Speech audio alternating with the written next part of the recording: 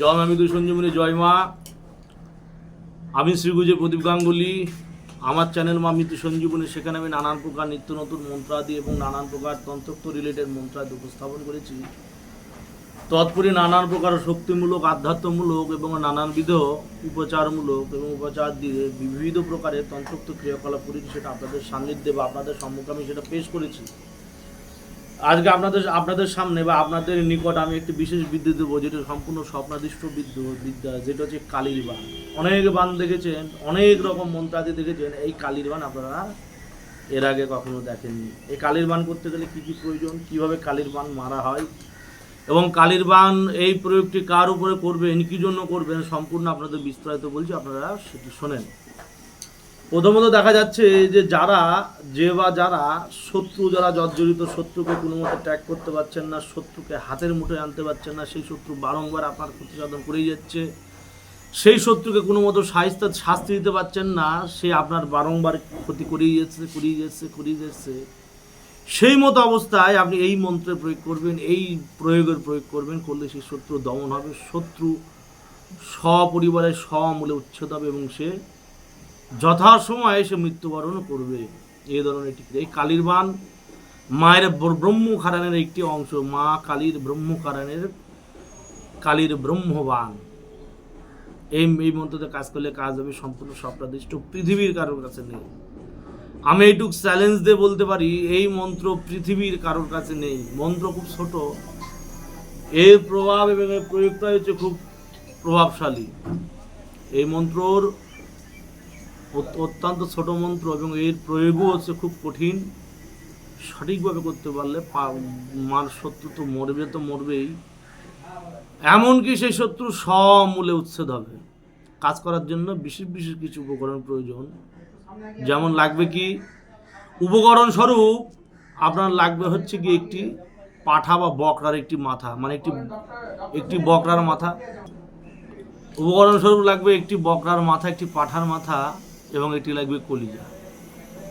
যে পাঠার মাথা দিয়ে কাজ করবেন, সেই পাঠার বা সেই বকরার কলিজা হলে কিন্তু কাজ হবে না। অন্য বকরার কলিজা নিতে হবে এবং আরেকটি বকরার মাথা নিতে হবে। লাগবে হচ্ছে মরার, অর্থাৎ যখন মানুষ মারা যায়, মরে যাওয়ার সময় যে কলসি দিয়ে, মানে পিঠে কলসি নিয়ে যে সেই আগুনটা নেভানো হয়, আগুন থামানো হয়, সেই কলসি লাগবে এবং লাগবে আপনার কাফনের কাপড়। এই কটি উপকরণ লাগবে মরার হচ্ছে কাঠ, কয়লা। প্রথমত সে মরার কলসি নিয়ে এসে মরার কলসির চারিপাশে 4টি বীজ মন্ত্র লিখবেন। কি? ক্লিং স্ত্রিং দ্রিং স, 5টি। ক্লিং স্ত্রিং দ্রিং স, ওং ক্লিং স্ত্রিং দ্রিং স। কলসির হচ্ছে 4টি কোনায় লিখবেন এবং কলসির ভিতরে লিখবেন হচ্ছে ওম। ওম বীজ মন্ত্র কলসির ভেতরে রাখবেন, কলসির ভেতরে বা হাড়ির ভেতরে, এবং চারি সাইডে ক্লিং স্ত্রিং দ্রিং স, 4 বীজ দিলেন। দেওয়ার পর সেই পাঠার কলিজাটা নেবেন এবং লাগবে 156খানা আপনার হচ্ছে সুই। 156খানা সুই, তেল এবং সিঁদুর গুলে নেবেন। গুলে নিয়ে যে মন্ত্র আছে সেই মন্ত্র পড়বেন এবং সেই কলিজার মধ্যে ঢুকাবেন। এইভাবে আপনার 156বার মন্ত্র পড়ে 156টা সুই কলিজার মধ্যে ঢুকিয়ে দেবেন। ঢুকিয়ে দেওয়ার পর কি করবেন, সে কলসির মধ্যে সেই কলিজাটা দিয়ে দেবেন, সুই সমেত কলিজাটা দিয়ে দেবেন। দেওয়ার পর সে কলসির মুখটা কাফনের কাপড় দিয়ে বেঁধে দেবেন। এবার যে পাঠার বা বকরার মাথাটা আছে, সেই বকরার মাথায় বেশ খানিক করে সিঁদুর লাগাবেন, যে শিং দুটো আছে সিঁদুর লাগাবেন। লাগানোর পর বকরার মাথার কিছুটা লোম, মানে এই যে মাথা, এই মাথার কিছুটা লোম ব্লেড দিয়ে কেটে দেবেন। কাটার পর সেই বকরার মাথায় শত্রুর নাম লিখে দেবেন, যে শত্রু, সেই শত্রুর নাম লিখে দেবেন। লেখার পর সেটি মা শ্মশানকালীর ধ্যান এবং বীজ মন্ত্র, মা শ্মশানকালীর ধ্যান মন্ত্র, পুষ্পার্ঘ মন্ত্র দিয়ে পঞ্চপূজারে সে পাঠার পুজো অর্চনা করবেন। পাঠার মাথাটায় মা শ্মশানকালীর নাম করে পঞ্চপূজারে মায়ের পুজো অর্চনা করবেন এবং মা শ্মশানকালীর বীজ মন্ত্র 108 বার পাঠ করার পর সেই যে পাঠার মাথাটা কবরের উপর বা শ্মশানের যেটা কেন্দ্রস্থল, চিতার সামনে পুঁতে দেবেন। পুঁতে দেওয়ার পর যে হাঁড়িটার মধ্যে কলিজা দিয়ে কাজ করলে সেই হাঁড়িটা পাঠার মাথার উপরে দেবেন। পাঠার মাথাটা মাটির নিচে দেবেন, 1.5 হাত নিচে গর্ত করে দেবেন দেওয়ার পর পাঁঠার মাথার উপরে আপনি সেই কলসিটা দেবেন, দেওয়ার পর সেটি চাপা দিয়ে দেবেন। চাপা দেওয়ার পর সে পাঁঠার মাথার উপরে যেখানে সেই সমস্ত কিছু চাপা দিলেন সেইখানে 7খানা ধূপকাঠি, একটি ঘিয়ের প্রদীপ এবং সেইখানে একটু দুধ, কলা, কিছুটা দুধ, কিছুটা একটা পাকা কলা, কাঁচা দুধ এবং 7খানা বাতাসা ভোগের উপর দিয়ে মা ডাকিনী যোগিনীর উদ্দেশ্যে প্রণাম করে সেখান থেকে চলে আসবেন এবং নিজের মনের বাসনা বলবেন যে অমুক শত্রু যাতে এত সময়ের মধ্যে, এত দিনের মধ্যে যাতে সে মারা যায়। বলার পর সেই স্থান থেকে আপনি চলে আসবেন। আপনি বাড়ি চলে আসবেন। আপনি যতটুকু সময় সেই পুতুলের দিয়েছেন, সেই শত্রুকে বান মারার জন্য দিয়েছেন, সেই শত্রু ঠিক সেই সময়ের মধ্যে শত্রু মারা যাবে এবং সেই শত্রু বিছানায় পড়বে।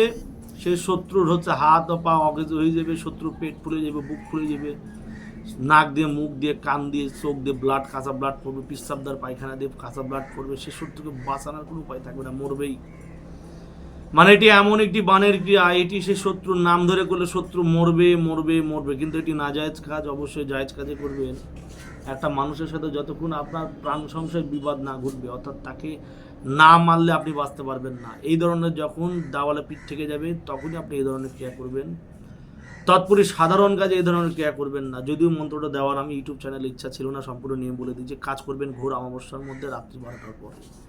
ক্লিয়ার বুঝতে পেরেছেন? রাত্রি ঘোর অমাবস্যার মধ্যে কাজ করবেন, রাত্রি 12টার পরে কাজ করবেন, শ্মশানে বসে কাজ করবেন, কাজ হবে, শত্রু মরবেই।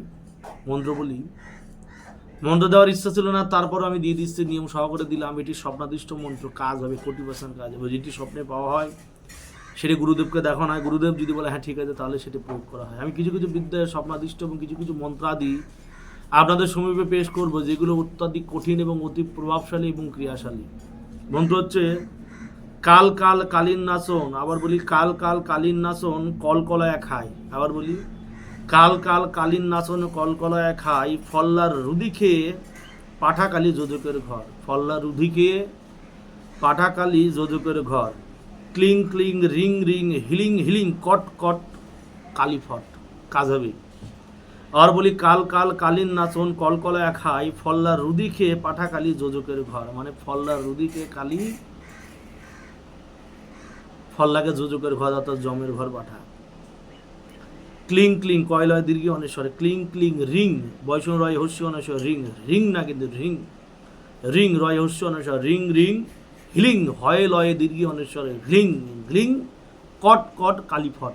উচ্চারণ সহ ভেঙে দিলাম। আবার বলি কাল কাল কালীন নাচন কলকলায় খাই, ফলদার রুদি খেয়ে পাঠাকালী যোজকের ঘর। ক্লিং ক্লিং রিং রিং হিলিং হিলিং কট কট কালীফট। আবার বলি কাল কাল কালীন নাচন কলকলায় খাই, ফলদার রুদি খেয়ে পাঠাকালী যোজকের ঘর। ক্লিং ক্লিং রিং রিং হিলিং হিলিং কট কট কালীফট। মন্ত্র কাজ হবে। আবার বলি কাল কাল কালীন নাচন কলকলায় খাই, ফলদার রুদি খেয়ে পাঠাকালী যোজকের ঘর। ক্লিং ক্লিং রিং রিং রিং লিং কট কট কালীফট। আবার বলি কাল কাল কালীন নাচন কলকলায় খাই, ফলদার রুদি খাইয়া পাঠাকালী যোজকের ঘর। ক্লিং ক্লিং রিং রিং হিলিং হিলিং কট কট কালীফট। এই হচ্ছে মন্ত্র। মন্ত্র অবশ্যই আগে মুখস্থ করে নেওয়া অনিবার্য, দেখে দেখে পড়া হবে না এবং একদম একবারই মন্ত্র বলবেন এবং 156 বার মন্ত্র পড়বেন। 156 বার মন্ত্র যাতে একবারে একটি মন্ত্র উচ্চারণ হয়, কোনো জায়গায় যেন না বাঁধে। মন্ত্র যদি কোনো রকম বিচ্যুতি ঘটে, মন্ত্র উচ্চারণ যদি ভুল হয়, মৃত্যু কিন্তু অবশ্যম্ভাবী। মৃত্যু কাল ছায়া কিন্তু আপনাকে ছাড়বে না। আপনি যার উদ্দেশ্যে বান ছাড়লেন তার না লেগে কিন্তু আপনার লেগে যাবে। গ্যারান্টি লাগবে। শরীর বন্ধ করে, দেহ বন্ধ করে, শ্মশান বন্ধ করে কাজ করলে কাজ হবে না। সম্পূর্ণ খুলে দিয়ে শরীরই হচ্ছে, কোনো রকম বস্ত্র রাখা যাবে না। খালি একটি কাপড় থাকবে যেটি আপনার পুরো সঙ্গ ঢাকা থাকবে। একটি কাপড়ই থাকবে যেটি কোমরে থাকবে, তাও সেটি হাতের কাপড় হবে। হাতের বেশি কাপড় নিলে কাজ হবে না। হাত কাপড় নেবেন, শুধু পুরো সঙ্গটুকু ঢাকা থাকবে এবং কাজ করার পর সেই হাত কাপড়টুকুই ফেলে দেবেন শ্মশানে এবং নতুন বস্ত্র পরে বাড়ি চলে আসবেন।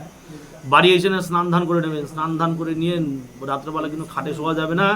রাতেরবেলা আপনাকে শয্যা করতে হবে, মাটির বিছানায় শুতে হবে এবং সেই দিন স্ত্রী সহবাস করা যাবে না। স্ত্রী যার বিবাহিত, যারা সংসার আছে, তারা বউর সাথে ঘুমালে চলবে না, মাটির শোবেন এবং 7 দিন আগে থেকে ব্রহ্মচর্য ব্রত পালন করতে হবে। কাজ করার 7 দিন আগে থেকে ব্রহ্মচর্য বা ব্রত পালন করতে হবে। ব্রহ্মচর্য ব্রত পালন কী করতে হয় আপনারা অনেকেই জানেন।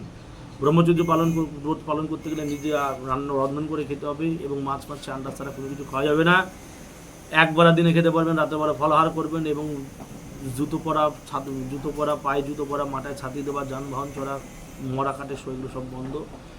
বেরোনো যাবে। মেন কথা 7টা দিন নিজেকে ঘরের মধ্যে বন্ধ করে রেখে দিতে হবে এবং ঠিক যেদিন 7 দিনের দিন অমাবস্যা পড়বে, অমাবস্যার 7 দিন আগে থেকে কাজ করবেন। এবং 7 দিনের দিন যখন অমাবস্যা পড়বে তখন সমগ্র উপকরণ আপনি নিজে জোগাড় করতে যাবেন না, আপনি কাউকে দিয়ে জোগাড় করে নেবেন। জোগাড় করে নিয়ে আপনি কাজে বলবেন, 40% কাজ হবে, 40% কাজ হবে, কাজ ফল্ট হবে না, মায়ের জিনিস কাজ হবে। যাই হোক, মায়ের নাম করে সামান্য উপস্থাপন সম্পূর্ণ করলাম।